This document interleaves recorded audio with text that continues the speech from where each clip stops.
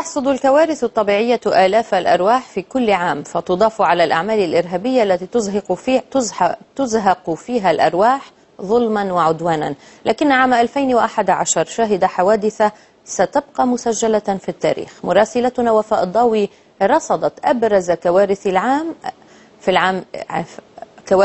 2011 في هذا التقرير.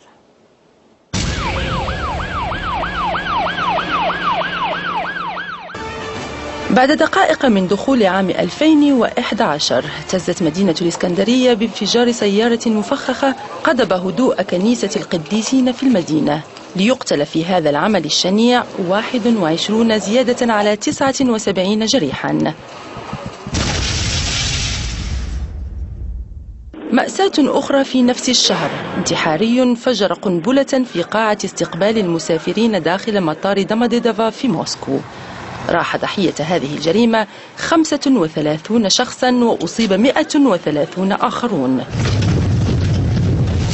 زلزال بقوة 7 درجات فاصلة 2 على مقياس ريختر يدمر ثاني أكبر مدن نيوزيلندا.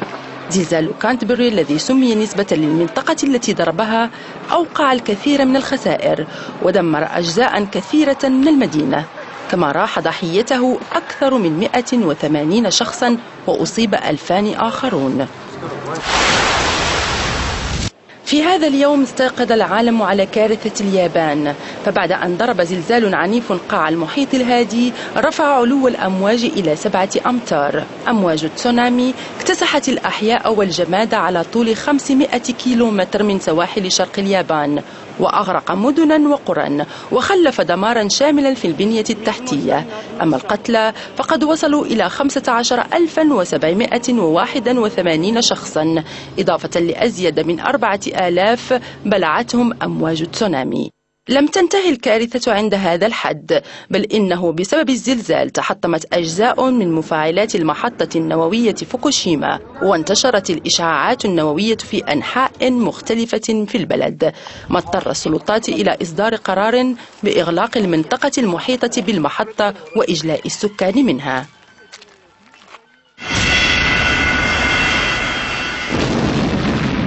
تحطمت في هذا اليوم طائرة تو 134 على بعد كيلومتر واحد من مطار بتروزافودسك شمال غرب روسيا.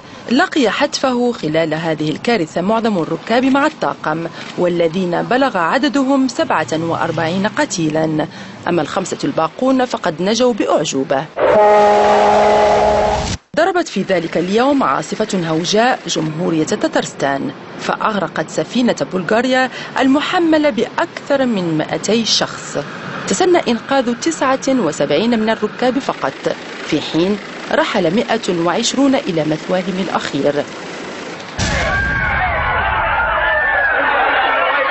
مذبحة في أوسلو وأخرى في منتجع طيفي لحزب العمل النرويجي، حدث فريد زلزل أوروبا.